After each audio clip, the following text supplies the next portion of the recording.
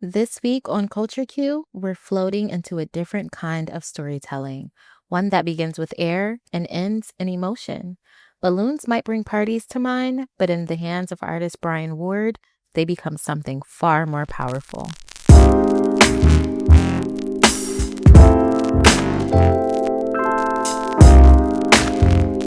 Hey y'all, I'm Aniyah, and welcome to another episode of Culture Q, your destination for what to know, who to know, and where to go. This week's guest is reimagining what art can look like and what it can hold. Through balloons, yes, balloons, Brian is sculpting joy, nostalgia, and deep cultural cues that take your breath away. So grab a snack and sit back. Let's get right into it. My guest today is a North Philly native whose creativity started at an early age right at home. What began as balloon animals at birthday parties has evolved into deflated balloon sculptures that are turning heads in the art world. He's gone from $300 party packages to $2,000 gallery pieces, and he's just getting started. He's been featured on 6ABC, the Philadelphia Inquirer, and now right here on Culture Q. Please welcome the visionary, true creative, and balloon alchemist himself, Brian Ward.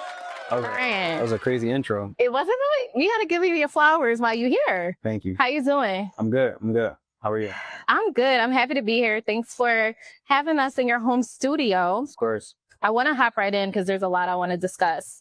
So let's start with your upbringing. You were born and raised in North Philly, and that alone has its own rite of passage. So tell me what growing up in the city was like for you. So I grew up normal situation, just like most people. Well, I don't want to say most people. Then again, I did have my mom and my dad in my life. My mom and dad been together all my life, married like 20-some years. Yeah, I grew up typical North Philly story. You know, I played basketball, as you know, play other sports. I was a normal kid. Yeah.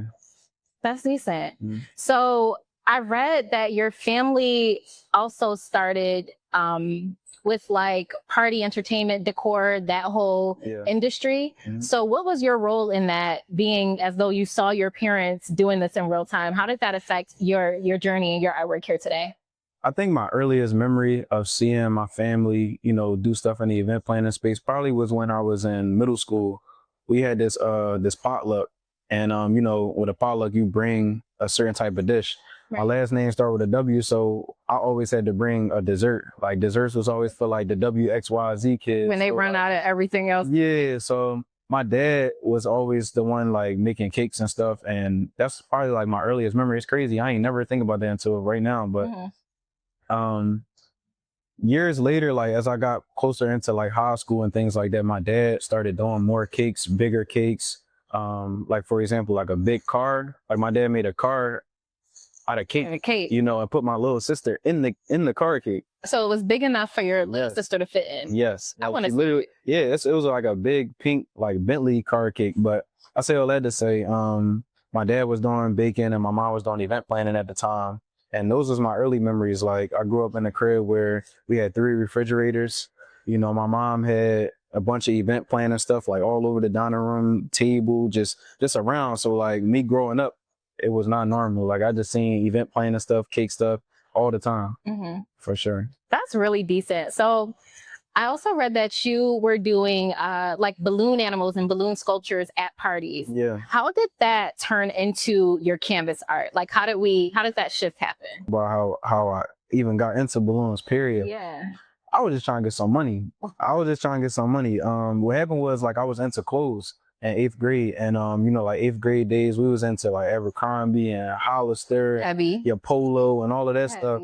And you know, I was wearing that in school, but then I got the 9th grade, I got to high school, I seen people wearing Balenciaga and all this. I'm like, dang, I gotta get my money up. Yeah. So I remember it was only like after a month of being in high school, October, I sat my dad down and I was like, yo, Dad, I'm trying to get some money. I don't know how, like, what can I do to get some bread? He was like, you should basically do something that involves like the family business. So I didn't want to do cakes and I didn't want to do like the event planning. So my dad was like, maybe you should consider being a clown. So I was like, man, I ain't trying to be no clown at the time. I'm in 9th grade. I ain't have like hair. I had like a real low cut. I was super skinny. I'm small now. I was 4'11", like in 9th grade. Man. So like, yeah, it was real bad. See, look, I was cooked. I look like Lil Bill. So like, I was just telling my dad, like, I'm just trying to get some bread. I ain't trying to be no clown. But he was like, yo, clowns basically do face paint. They do magic tricks. They do balloon art. So he bought me like this little kit that had a little bit of everything in it, him and my mom. And for some reason, I gravitated towards the balloons. So I started twisting balloons, learning just how to do it, learning stuff on YouTube, reading a little pamphlets and stuff. And then after a while, my mom and my dad, I keep saying my dad, but like my mom and my dad started booking me for like little events. And then I would just make balloon animals, get like $30 an hour. And I thought I was getting to it at the time. In 9th grade, that's big bank. Yeah, you make $60 in 2 hours, like you in the game. So I was doing that. And then over the years, I just progressed and just got better. So how long were you in that space for before you transitioned? How long were you doing that? But before I got into art, or Yeah. it was a long time. I ain't started making like artworks until maybe like 2023. So really, this is really, yeah, this is like 2 years. Okay. Yeah. Wow. Okay, so what inspired the shift? Like, what made you say, okay, like this was cool, but I'm ready to take it to a larger scale? I think I just got older. Just got older, more mature. Yeah. And as you get older, you start to like think about all the things you said you wanted to do when you was a kid, and you like, dang, I still ain't do it yet. So you just start to try things. And for me, as I was getting older, I'm like, yo, I've been doing balloons since I was 14. So at this time, I guess I'm like 24, going on 25. I'm like, it's been 10 years. Like, I can't believe that. Like, to even say that is crazy. But I like, outside of being an artist or entrepreneur, I got a passion for art. I got a passion for home decor and clothes and a whole bunch of other things. So I just was like, I got to start figuring out how to merge the things and start bringing it into real life now. I'm only getting older. Right. So we have some of your artwork displayed here, the lovely piece that we have right in between us.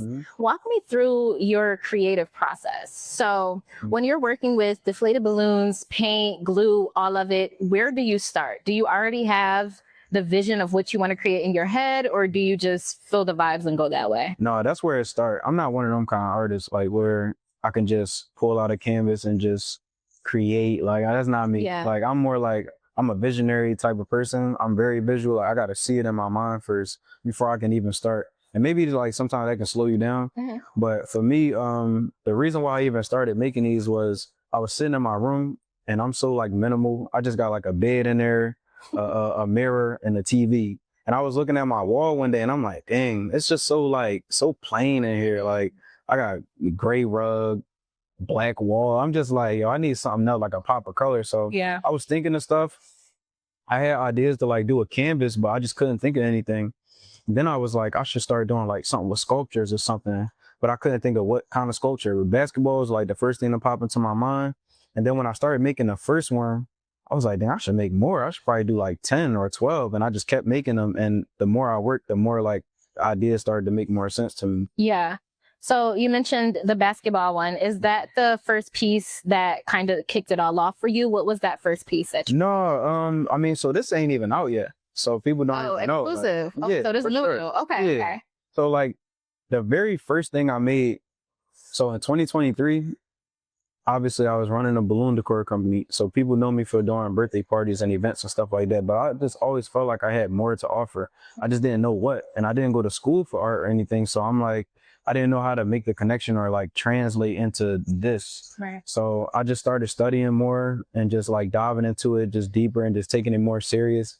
And I just kept like asking artists like, yo, how should I do this? Or how should I go about this? And nobody really had answers for me because it's like, who makes artworks using balloons? So I'm the guy. So I decided to start figuring it out. And somebody literally told me like, just start. And I hated that advice. Like, how do you just start? I don't know what I'm doing. So I started like getting these sculptures, like these different items, and I started like covering them in balloons. And that was like my very beginning. I had made this, I made a lamp. Like this lamp was the first thing I did, then a chair. Then I made like 3 other items. And it's funny, a basketball was one of the items I made. So that's probably why the idea popped into my mind later on. I wanted to like recreate it and make it way better, way neater. So that's how I got started 2 years ago. Okay. And I saw the lamp and the other items that you Yeah. mentioned on your Instagram page. So Mhm. definitely want our viewers to go check that out. It's Sure. so decent to see. Mhm. I want to talk about your inspirations. So you've mentioned Belgian pop artist Evelyn Axel as an influence on one of your. Yeah, Yeah. you know your stuff. Listen, I'm a journalist. You know your stuff. That's a good. You mentioned Evelyn as one of your inspos Right. that you used to create one of your pieces. Mhm. Who else would you consider an influence? And then also, what about Axel's work spoke to you that you felt like that moved you to create something similar to it? So I'm a life nerd. Like I just love life. Life is my biggest inspiration. It's too many people to honestly name because it's not just artists. It's like boxing is an art form. I come from loving sports, so like basketball is an art form. It's so many different. Music is an art form. So I'm inspired by so many different music artists, athletes. Evelyn Axel, to be specific, I just was a big fan of color. She used a lot of like different vibrant colors, and I think that like again, while I was inspired, like my house is so minimal and it's just so plain, but I like that too. But I feel like you gotta add those colors in. So for her, I don't know. I just was inspired by one of her art pieces that I saw at the Philadelphia Art Museum. I saw it in a book, and then from there I just started studying her, and I started learning about like women and different like female artists back in her time. She passed, but you know. That's really inspiring to hear how you use other influences and kind of use that to push the envelope with your own artwork. And I hope that our viewers are looking at your work and they are gaining influence and kind of using that as motivation to keep going with whatever their dreams are artistically. You've just released your first full art collection, Hoop Dreams, including 6 new large-scale canvas pieces and a full line of merch. So first of all, congratulations. That's huge. Yes, clap it up for yourself. I know that's right. Why did you choose that name for your debut? I know we talked about basketball just a tiny bit at the top of this interview, but take us a little deeper into what Hoop Dreams means to you. So it's funny, I was just talking about this a little earlier today. If you look like the canvas that's behind these new ones, when I first made those, I was trying to think of like the name, and I just instantly just thought Hoop Dreams. I didn't think much of it. So when I started working on this project, I just was working on it. I didn't know I was going to make a collection. I just started making, I started with one basketball, then it turned into a bunch of them. And then as I went through the process, I was like working on canvases as well. So as I was working on all of the canvases and I started to realize I was building something, I didn't know what to call it. And I instantly thought about the canvases I did before. And I was like, I'm gonna just call the whole collection Hoop Dreams. So that's where the original name came from. Outside of that, I think like, I'm not the kind of artist where like everything has to have like this super deep meaning like behind it. Sometimes I think like just bringing it, it's like, what does this mean? Right? Like, don't have to have a meaning. It's just what it is, Right. And that's what like conceptual art is. I really like conceptual art. Conceptual art is when you can take a concept, create it, and when you see it, you just automatically get it. And that's exactly what this is. So when I started creating Hoop Dreams, I wasn't really thinking too deep about the name. It just was something that I just love, and it just was organic. I love that. So with your new collection, how are viewers able to purchase or inquire? Is it made to order or is there a website? No, everything gonna be ready. It's gonna be online. I love that. Yeah. So when I drop on the 25th, that's the official date. So you heard it here first. When I drop on the 25th, everything gonna be online. I'm not gonna do a show or anything like that. That's perfect. And by the time this interview airs, the collection will have already dropped. So definitely go. Sold out. They'll probably listen. You gotta hop on it. As soon as you see this, you go to that website. I want to talk a little bit as we're wrapping up about your balloon decor business as well. You've created a design for the Philadelphia Eagles. Now, being born and raised in Philly, you know how we feel about our sports. Go Birds. Go Bird. What was that moment like for you? How did that process work? I want all the details, all the tea. How did that happen? It's crazy. I'm more of a basketball fan than a football fan. So like, if it was up to me, I would have preferred to work with the Sixers. I didn't even know. I knew a lot about football. I used to play football back in middle school, but when the Eagles reached out to me, it was like, I wasn't even trying to like reach out to them or anything. I literally was in the studio working on a project with a friend. and I was answering emails, and I just seen the email. I remember it said 7 minutes ago, and then it was an email, something about the Eagles. I clicked it with like not even really having my hopes up. I didn't even know what it was about. But then I read the email, and it was somebody who followed me on Instagram. She just so happened to be the new coordinator for the Eagles, and she had reached out and she was like, "Hey, been following you on Instagram for a little while now. I'm the coordinator for the Eagles. Would you like to come through to do a walkthrough?" And I was like, "Yeah, like why not?" So I did the walkthrough, and I wasn't knowing like about corporate contracts or corporate money, like not a lot anyway. Man, I did that walkthrough. They started changing my life. Like I started doing games with them, and yeah, it just was a crazy experience. Like I'm sitting here like replaying some of the things in my mind now because we done been to the NFC Championship. I done did balloons for a bunch of the home games like for the last 3 years now. And at this time when I got the email, I was 23. So like it was just so random. I went from like just doing balloons at different birthday parties and stuff like that to just up and then going to that. Right. A big jump. And then for your first huge opportunity like that to be from your home team, like Yeah, that for has sure. to be an extraordinary feeling. Yeah, I think it got crazier once I got the experience in myself because I ain't never go to a football game like an Eagles game or Really? NFL game. Oh, it's different. Not before that. Not before that. But now I done been to so many. It's like Oh, no, I love that. That's so inspiring. I want to touch on a few of the rough patches that you may have gone through as being an entrepreneur. For you, what helped you keep going? You can name a specific instance if you like, but I'm sure there will be a lot of creatives and entrepreneurs who watch this. Yeah. And I never want us to put on the facade that everything is peaches and cream. For sure. When you have your own business. So what are some of the things that help you push through when you feel like, oh, this is not going how I want it? God, life. I feel like whenever I feel like, dang, you know, I'm going through a hard time with business or something like that, I usually just think about like, what if I don't win? Or like, what if I quit? When you really start to visualize like you quitting, is like, that's a terrible idea to even think about. So how could I quit? Like, I gotta just keep going. Maybe you just gotta dust yourself off. Maybe you just gotta like take some time to think it over or something. But it's like, what's the alternative? The alternative is literally just being a loser. It's like, I gotta win, right? So it's like, you gotta find another way. It's like the cliche is like, it's no plan B or plan C. It's just plan A. I got like my plan B is finding a way to make my plan A work. Like that's the only way. I gotta win. So for me, I reflect on God a lot. I talk to God a lot. Continue to like strengthen and build my relationship with him. But then life, like outside of whatever it is that you want to do as your profession and your career, is like, what do you do all of this for? So me, I'm trying to travel. I'm trying to eat good food. I'm trying to like make as many experiences as possible. So I gotta keep going. So until I do it all, like that's the motivation. I don't think you need nothing else other than that for real. Right. No, absolutely. And then to that, what advice would you give some young creatives who are looking to start their own business in art, or in anything? What would you tell them is a good mindset to have, or what should they do? Man, you know, anytime I give advice, I feel like I'm just talking to like a past version of myself. I feel like if I could tell somebody right now, like a younger person who wants to, you know, get into business or entrepreneurship, it's like, just prepare for it.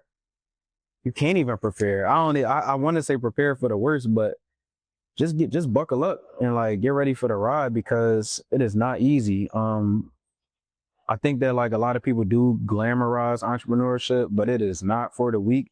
And I don't say that to scare anybody off. Anybody that's a hustler or go-getter, I think should jump into the lane, but it's not easy.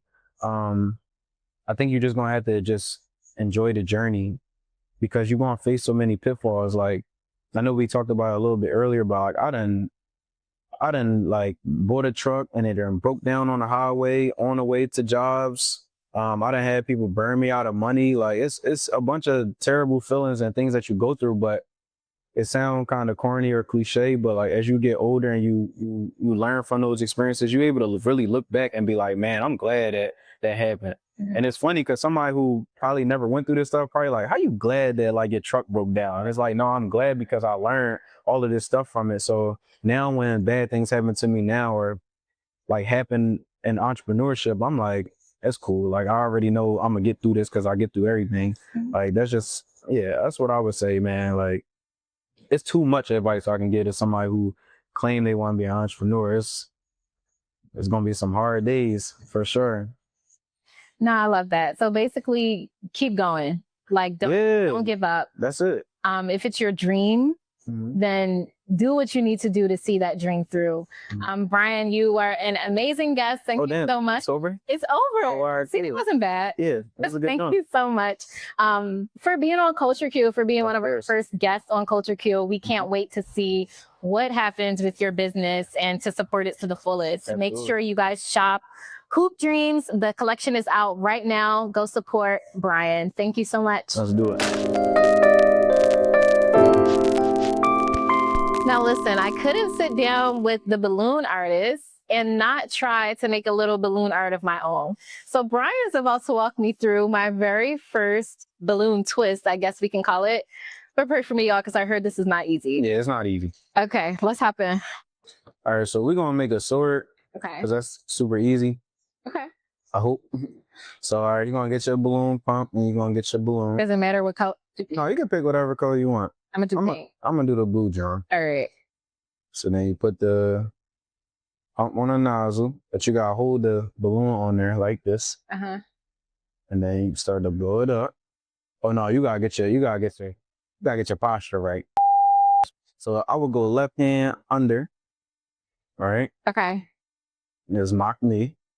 And you gotta make sure you hold these with your thumb and your first finger. Mm-hmm. Right? And you gotta push your right hand. Wait, mine kind of rolling down a little bit. Yeah. And then the right hand, you might, yeah. I think that's good. But you gotta firmly. Yeah. I'm firm. All right. We're gonna blow. You ain't. Why am I not doing it? Yo. All right. Wait. Let me see. Oh. There you go. Look. There you See? go. You gotta get your technique. Okay. All right, keep going. All right, stop. You don't want it to pop. All right. Okay. And you take the balloon off, but you gotta hold it so the air don't come out. Let out just a little bit of air. Just a little bit. Yeah. All right. Now you tie it. Okay. Now I ain't gotta teach you how to tie. I know you got. No, I think I could. See? And then. Oh, you're working on all cylinders. All right. So look, and we're gonna take the nozzle and we're gonna make a little loop like this. This where things get tricky, because how do you not make it pop? Like, how do you not pop it? I don't know. I don't want I'm it just good. Okay. All right, so then you're gonna twist the balloon into the knot like that. Wait, do it one more time. All right. Just gonna take it. Let me see. If you probably want that, Wait, then this. there you go. Yeah. And then you just twist. There you go. All this. Oh. All right, look, you in the game. Listen. So then we're gonna take this end. All right, keep going. All right. And you just straighten it out. Oh no, you gotta have a little handle though. Oh. So you gotta leave some space. Okay. Yeah. All right, but you gotta straighten it out though. It's like a sword. There you go. All right, yeah. See, look, now we got easy work. I hate that. Thank you so much, Brian. This is something super easy that you guys can probably do at home. That was gonna be hard. Listen, I'm a natural. Hoop Dreams is now available. Brian, tell them where they can find it and where they can find you.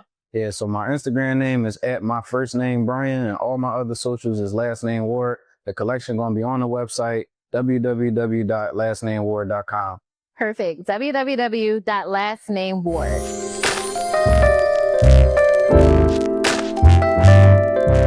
Stories like Brian's remind us that creativity has no rule book, and sometimes the most unexpected materials can carry the biggest dreams. So this week's cue is to think outside the box.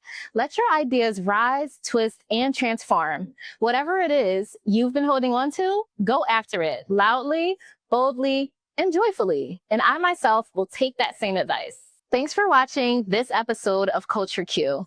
Huge shout out to our executive producer, Kiava Hurd, and our assistant producer, Maria Prater. Until next time, don't miss your cue.